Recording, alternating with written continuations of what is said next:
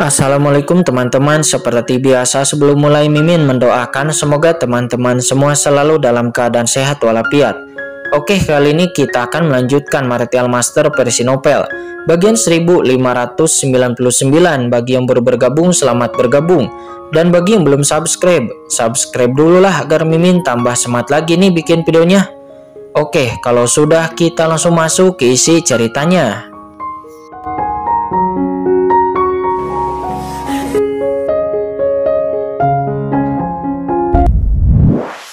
Dia tidak berjuang keras sekarang, maka dirinya pasti akan mati di sini. Bagaimanapun setelah Tuan Yuandao dibunuh oleh Qingchen, maka dirinya sendiri juga tidak akan mampu menahan serangan dari Qingchen, ditambah dengan Raja Iblis Mo Lao. Jika sebelumnya dia memiliki kesempatan untuk bisa melarikan diri, tetapi sekarang dirinya telah dikelilingi oleh begitu banyak burung hantu dewa. Bahkan jika dirinya membakar asal-usulnya dan mengorbankan separuh hidupnya untuk melarikan diri, dia mungkin akan mati karena dikelilingi oleh burung hantu dewa yang tak terhitung jumlahnya. Dan sekarang satu-satunya harapan baginya untuk bertahan hidup adalah bergabung dengan Tuan Yuandao. Dan sekarang tugasnya adalah untuk membuat Tuan Yuandao mempercayai dirinya. Kaisar Heiyu, apakah kamu gila? Qingchen berkata dengan suara yang dalam. Tidak perlu bertindak lagi. Tubuhnya bergoyang dan kekuatan sihir luar angkasanya bergerak. Tubuhnya langsung kabur dan dengan keras tempat Qingchen berdiri langsung diledakkan oleh serangan dari Kaisar Heiyu. Tetapi Qingchen sudah menghindar ke tempat lain. Aku akan mempermainkanmu bajingan. Kaisar Heiyu bergegas menuju Qingchen seperti orang gila dan boom. Serangan sumber yang menakutkan melanda dirinya benar-benar mencoba yang terbaik. Tuan Yuandao, apakah kamu masih tidak percaya kepadaku? Asal mula api yang mengepul menyala dan serangan Kaisar Heiyu hampir tidak bernyawa, sehingga Qingchen harus menghadapinya dengan seluruh kekuatannya. Pencapaian spasialnya sangatlah mengerikan. Serangan Kaisar Heiyu telah diprediksi dan dirinya menghindar terus-menerus. Serangan Kaisar Heiyu itu pun tidak dapat melukai Qingchen sama sekali. Tuan Yuandao tidak bisa menahan cemberut di saat melihat Kaisar Heiyu berjuang. Mungkinkah Kaisar Heiyu benar-benar tidak satu kelompok dengan pihak lain? Kata Tuan Yuandao, dirinya saat ini merasa sedikit curiga. Membakar sumbernya sendiri itu tidak lain adalah efek sampingnya yang akan sangat besar. Dan sekarang lawan sudah yakin akan kemenangan. Dirinya bekerja terlalu keras demi akting, bukan? Gumam Tuan Yuandao, faktanya dirinya memang merasakan ada yang tidak beres sebelumnya. Tapi dirinya tidak punya waktu untuk memikirkannya secara mendetail. Tuan Yuandao, mohon segera bertindak dan bertarung bersamaku. Jika tidak, Anda dan saya akan mati di sini hari ini, kata Kaisar Heiyu. Melihat burung hantu dewa semakin mendekat, Kaisar Heiyu menjadi semakin cemas. Aku telah membakar asal-usulku. Apakah kamu masih tidak percaya kepadaku? Kata Kaisar Heiyu. Saat ini ekspresi Kaisar Heiyu menjadi cemas. Melihat ekspresi cemas dari Kaisar Heiyu, Tuan Yuandao merasa terharu dan saat berikutnya, dengan suara mendesir sosoknya terbang lurus, mata sintonya terbuka dan dirinya dan cepat mengamati sekeliling. Baik lawan sedang beraksi atau tidak, sama sekali tidak ada salahnya menyerang dari jarak jauh. Selama lawan tidak diserang secara tiba-tiba, tidak ada salahnya menggunakan trik lawan. Melihat Tuan Yuandao datang, Kaisar Heiyu tidak bisa menahan napas lega. Selama ini ternyata, kemudian pihak lain telah mempercayai dirinya lagi. Jika mereka berdua bergabung, mungkin tidak ada peluang untuk bisa bertahan hidup. Mungkin saja ada secercah harapan. Merasa rileks di hatinya, Kaisar Heiyu mau tidak mau mengendurkan serangannya dan sumber pembakarannya juga sedikit tertahan. Lagi pula, membakar sumbernya sendiri itu akan menghabiskan terlalu banyak energinya. Merasa serangan Kaisar Heiyu telah melemah, mata Qingchen tiba-tiba berkedip dan saat berikutnya, Qingchen langsung mengaktifkan badan luar angkasa. Menghadapi serangan dari Kaisar Heiyu, dia bahkan tidak menghindar sama sekali, membiarkan Kaisar Heiyu menyerangnya. Di bawah tatapan Tuan Yuandao, Kaisar Heiyu langsung memukul Qingchen dengan keras. Kekuatan kegelapan yang mengerikan menyelimuti Qingchen dalam sekejap. Di bawah kekuatan kegelapan yang bergulir, Qingchen mengedarkan tubuh dewa luar angkasanya, dan kekuatan luar angkasa yang menakjubkan melonjak. Kekuatan fisiknya ditingkatkan hingga ekstrim, dan dirinya mengaktifkan sumber kegelapan di tubuhnya untuk dengan panik menahan serangan dari Kaisar Heiyu. Ini, orang pertama yang terkejut adalah Kaisar Heiyu. Dirinya melihat ke depan dengan ekspresi kaget. Apa yang terjadi? Mengapa Qingchen yang sebelumnya tidak bisa dirinya serang dan seluruh kekuatannya tiba-tiba menyerang? Ya Tuhan, Tuan Yuandao, bisakah kamu mempercayaiku sekarang? Jika aku berbohong kepadamu, bagaimana aku bisa membunuh anak ini? Kamu dan aku akan bergabung dan membunuhnya bersama-sama. Kata Kaisar Heiyu, dirinya sangat bersemangat. Dengan cara ini, Tuan Yuandao tidak akan meragukannya lagi. Bukan. Namun, ketika Tuan Yuandao yang hendak bergegas maju untuk mengambil tindakan, melihat Qin yang dipukul, ekspresinya tiba-tiba saja berubah. Karena kemudian jejak keganasan melintas di pupil matanya, dan 7 manik-manik guntur diledakkan olehnya dalam sekejap. Segera itu berubah menjadi pilar petir, dan pilar petir yang megah itu menghantam Kaisar Heiyu dengan keras. Duar. Kaisar Heiyu memuntahkan seteguk darah. Dirinya tidak menyangka Tuan Yuandao akan membunuhnya. Dirinya langsung diselimuti oleh cahaya guntur yang menakutkan ini.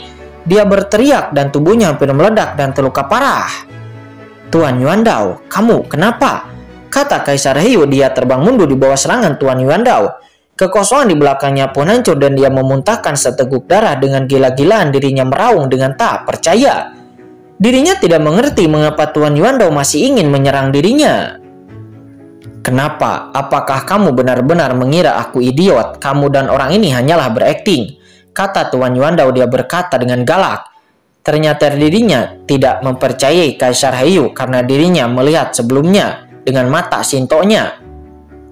Kenapa Tuan Yuandao? Aku bahkan telah membakar asal-usulku dan sekarang aku telah melukai anak ini dengan parah. Tetapi kenapa kamu masih meragukanku dan berpikir bahwa aku hanya berakting? Kaisar, kata Kaisar Heiyu. Pada saat ini Kaisar Heiyu hampir saja pingsan. Dia berkata dan marah. Terluka parah. Kamu akan mengetahuinya setelah kamu melihatnya sendiri, kata Tuan Yuandao. Dia berkata dengan galak. Pada saat ini Kaisar Heiyu pun tercengang dan segera menoleh karena dia melihat Qin seluruh tubuhnya yang nampak baik-baik saja. Kekuatan kegelapan yang tak bisa menghilang dan Qin muncul kembali di tempat kejadian. Tetapi tidak ada bekas luka di tubuhnya sama sekali dan Qin sama sekali tidak terluka. Mustahil, kata Kaisar Heiyu. Dia berkata dan tidak percaya. Bagaimana ini mungkin? Dia yakin. Selain menahan sumber pembakarannya, dia telah mengerahkan seluruh kekuatannya. Tetapi mengapa Qin itu tidak terluka? Pukulan dari orang kuat seperti dirinya akan menyebabkan cedera serius bahkan pada master di ranah transenden. Jelas dia hanyalah setengah langkah di puncak transenden. Di sisi berlawanan, Qin juga terlihat tidak bersalah. Saudara Heiyu, kamu baru saja menahan seranganmu. Aku tidak bisa bereaksi untuk sesaat. Jika aku tahu lebih baik, aku akan dengan sengaja berpura-pura terluka parah sebelumnya, kata Qin. Qin berkata dengan tampak malu. Namun tidak perlu. Tuan Yuandao ini telah mati di bawah upaya bersama kita bertiga. Akan mudah untuk membunuhnya bahkan tanpa bertindak. Aku memamerkan sebelumnya pertahanan fisikku. Itu karena aku ingin menguasai ruang di dunia rahasia Guiksu ini. Kaisar Heiyu memandang Tuan Yuandao dan menjelaskan dengan cemas. Namun Tuan Yuandao nampak berkata dengan ekspresi menghina. Anda baru saja mengatakan bahwa orang ini hanyalah transenden setengah langkah. Transenden setengah langkah puncak dapat menahan pukulan dari salah satu master transenden. Apakah kamu pikir aku idiot? Kata Tuan Yuandao. Dan setelah mengatakan itu, Tuan Yuandao pun berbalik dan segera bergegas ke arah lain untuk segera kabur dari sini. Bodoh, Kaisar Heiyu sangat marah sehingga dia melompat berdiri. Dia saat ini tidak lagi memperdulikan hal-hal lain. Dan dia langsung melarikan diri ke arah di mana Tuan Yuandao pergi. Karena jumlah burung hantu dewa yang bergegas ke arahnya semakin banyak. Melihat pemandangan ini, mata Qin tiba-tiba berkedip. Seringai muncul di sudut mulutnya dan dia mengedipkan mata kepada Raja Iblis Moklau. Segera dari dalam tubuh Raja Iblis Moklau, sebuah kekuatan penghancur yang mengerikan tiba-tiba saja muncul. Menghadapi pelarian kedua orang itu, kali ini Qin dan Raja Iblis Moklau tidak mengikuti mereka. Tetapi mereka berdua menjauh. Kemudian kekuatan pemusnahan tak terlihat dari klan Raja Iblis Moklau tiba-tiba muncul. Boom! Kekuatan pemusnahan yang mengerikan ini menyapu secara diam-diam dan memenuhi tubuh kedua orang tersebut. Pada saat ini, kekuatan menakjubkan tiba-tiba melonjak di sekitar Kaisar Heiyu dan juga Tuan Yuandao. Itu adalah Tuan Yuandao dan Kaisar Heiyu merasakan kekuatan ini dan ekspresi panik tiba-tiba muncul pada ekspresi mereka. Itu adalah guntur gelap nirwana. Brengsek, kapan orang ini menyiapkan guntur gelap nirwana di sini? Ekspresi Tuan Yuandao dan Kaisar Heiyu segera dipenuhi oleh ketakutan. Guntur Nirwana itu adalah harta karun transenden, dan itu adalah senjata penghancur bergengsi yang dimiliki oleh rumah Anyou. Keduanya sebelumnya telah mengepung Raja Iblis Molau di lembah tempat pohon buah dewa ilahi kekosongan berada. Namun, mereka langsung diledakkan setelah meledakkan formasi yang telah mereka buat. Itu menggunakan Guntur Nirwana ini sebelum kemudian Raja Iblis Molau dapat melarikan diri. Bagaimanapun, ledakan dari Guntur Gelap Nirwana itu setara dengan kekuatan prajurit tingkat transenden paling biasa yang membakar dirinya sendiri. Dan sekarang kondisi mereka berdua terluka parah, dan jika mereka terkena oleh guntur pemusnahan gelap ini, maka mereka pasti akan terluka parah dan bahkan ada kemungkinan untuk mati. Tidak baik, mundur. Keduanya telah melalui ratusan pertempuran dan tidak mudah bagi mereka untuk berkembang hingga ke titik ini. Merasakan kekuatan guntur pemusnahan gelap ini dalam sekejap mereka berdua, kekuatan di dalam tubuhnya meningkat hingga ekstrim. Duar, lonceng tembaga kuno tiba-tiba muncul di depan Tuan Yuandao.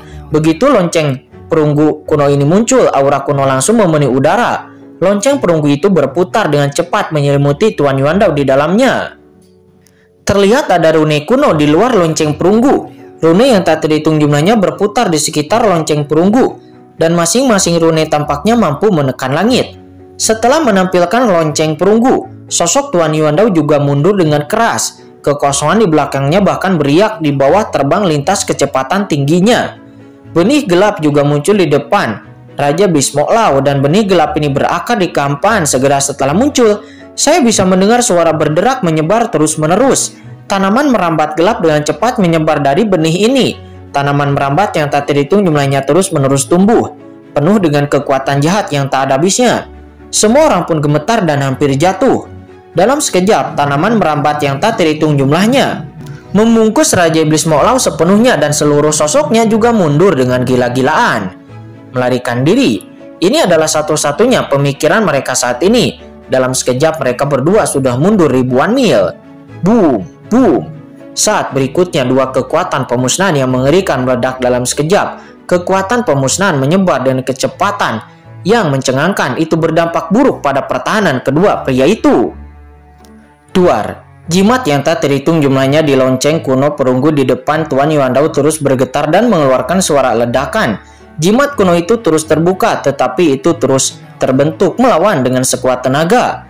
Tanaman merambat gelap yang ditampilkan oleh Raja Iblis Molau juga dihancurkan oleh kekuatan penghancur ini, tetapi itu juga tumbuh dengan gila-gilaan lagi. Keduanya menggunakan serangan terkuat mereka mencoba menahan dampak dari guntur pemusnahan gelap ini. Sehingga kemudian kedua belah pihak membentuk keseimbangan dalam sekejap. Hampir saja mereka berdua merasa lega jika mereka tidak bereaksi cepat sebelumnya dan langsung terkena guntur gelap nirwana. Mereka akan terluka parah bahkan jika mereka tidak mati. Meskipun mereka akan terluka parah sekarang, mereka bisa saja terluka, pasti mungkin tidak akan dapat bertahan. Terlebih lagi, mengaktifkan guntur gelap nirwana membutuhkan konsumsi energi yang besar. Meskipun Raja Iblis Molau dapat melukai mereka dengan melakukan ini, akan tetapi energinya sendiri akan rusak dan dia tidak akan mampu mempertahankan kekuatan tempur puncaknya. Namun sesaat sebelum mereka berdua sempat bersantai, tiba-tiba, boom! Di belakang mereka berdua beberapa kekuatan penghancur yang menakjubkan tiba-tiba saja lahir. Itu segera setelah kekuatan itu lahir, rambut di tubuh mereka berdiri seolah-olah mereka ditahan oleh sabit kematian di leher mereka.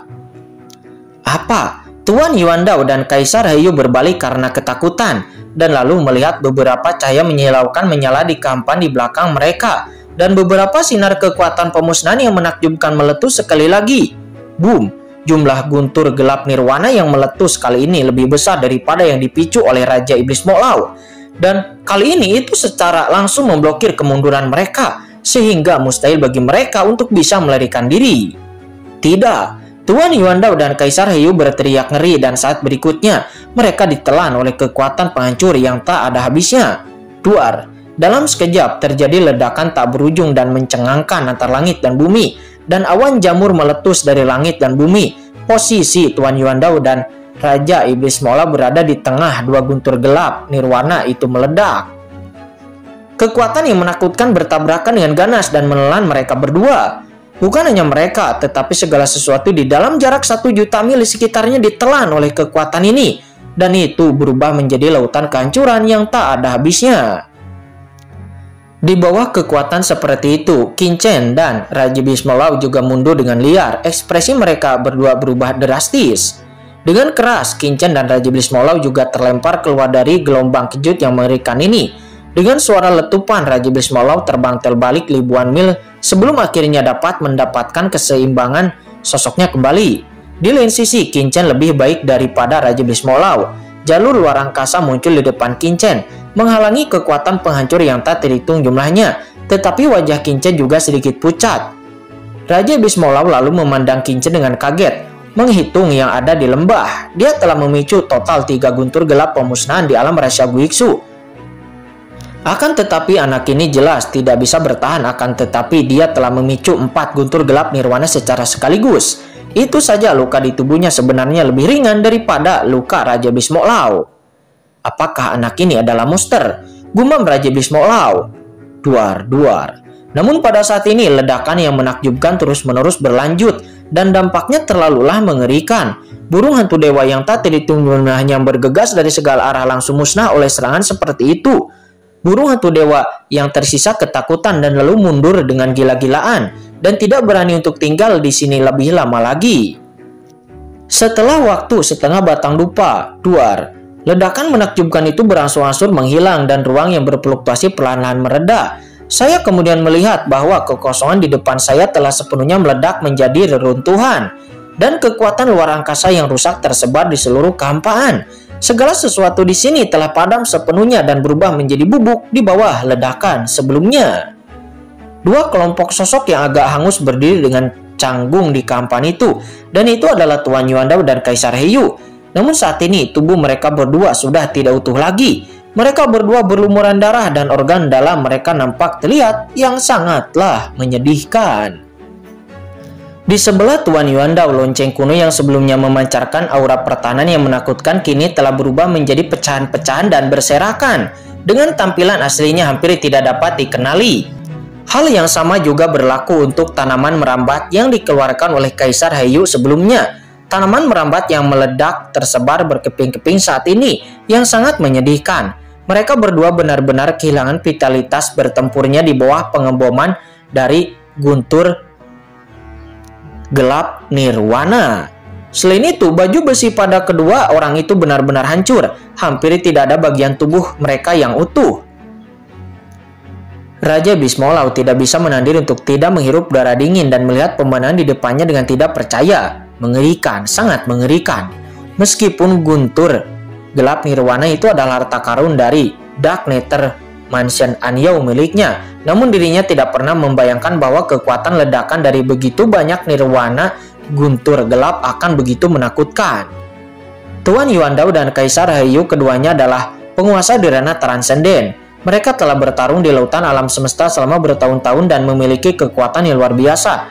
Namun orang kuat seperti itu sekarang sangatlah menderita. Tubuhnya rusak akibat ledakan sebelumnya. Raja Bhisma Laut tahu bahwa Tuan Yuandao dan Kaisar Heiyu telah tamat saat ini. Bahkan jika mereka belum mati saat ini, namun asal-usul di tubuh mereka telah rusak total. Dan kekuatan mereka akan berkurang seumur hidup mereka. Dan mereka mungkin tidak akan dapat kembali ke kondisi puncaknya. Tapi bagaimana Raja Bhisma Laut dan Qin bisa memberi mereka kesempatan ini? Jadi ketika mereka merencanakan ini dengan Qin, hasilnya pasti adalah kehancuran mereka. Melesat. Pada saat ini 2 aliran cahaya datang dari kejauhan dan mendarat di samping Qin dan Raja Bhisma Laut. Jelas saja kedua orang itu adalah Pang Muling dan Dewi Linglong. Sebelumnya mereka berdua sengaja tidak mendekat karena kultivasi mereka terlalu lemah untuk bisa menghindari ledakan dari guntur gelap nirwana seperti yang dilakukan oleh Qin dan Raja Bhisma Laut. Dan sekarang mereka telah merasakan pergerakan di sini yang sudah aman, jadi mereka segera mendekat ke sini. Ketika melihat pemandangan di depan mereka, kedua gadis itu nampak tersentak dan tampak kusam. Guntur gelap nirwana yang diberikan ayahku ternyata begitu menakutkan, kata Pang Muling. Dia bergumam kepada dirinya sendiri. Raja Bhisma Laut kemudian menggelengkan kepalanya dan berkata, "Nona, kekuatan guntur gelap nirwana memang menakutkan. Tapi alasan mengapa ia bisa meledak dengan kekuatan yang begitu kuat kali ini sebenarnya itu adalah karena Nak Qin." kata Mo Lao. Karena Qin-chen, Pang Muling yang mendengar itu pun menoleh dengan kaget. Raja Iblis Mo Lao lalu melirik ke arah Qin-chen. Dia menyipitkan matanya dan berkata, jika budak tua ini tidak salah, guntur gelap nirwana yang dikerahkan oleh Qin-chen sebelumnya seharusnya diatur dalam posisi spesial khusus yang memblokir Tuan Yuan Dao dan yang lainnya. Kekuatan nirwana guntur gelap dapat terus-menerus digetarkan, diledakkan, ditumpang tindihkan, dan akhirnya diubah secara kuantitatif menjadi ruang tertentu sehingga menghasilkan kekuatan penghancuran yang begitu sangat menakutkan. Kata Raja Iblis Mo Lao. Dia menjelaskan. Mendengar itu, Pang Muling dan Dewi Linglong sama-sama memandang Qin-chen dengan kaget. Apakah Qin-chen ini begitu kuat? Sementara Qin-chen saat ini melirik Raja Iblis Mo Lao. Raja Iblis Mo Lao ini memiliki mata yang sangat bagus dan dirinya benar-benar dapat melihat metodenya. Memang ketika Qin-chen mengerahkan guntur gelap nirwana sebelumnya, Qin-chen menggunakan keterampilan luar angkasanya untuk membuat beberapa rencana yang mengakibatkan kekuatan ledakan dari guntur gelap nirwana meningkat beberapa persen dari keadaan aslinya. Apakah Tuan Yuan Dao dan Kaisar Heiyu sedang sekarat? Kata Pang Muling. Pang Muling memandang dua orang yang terluka parah dan bertanya tanpa sadar.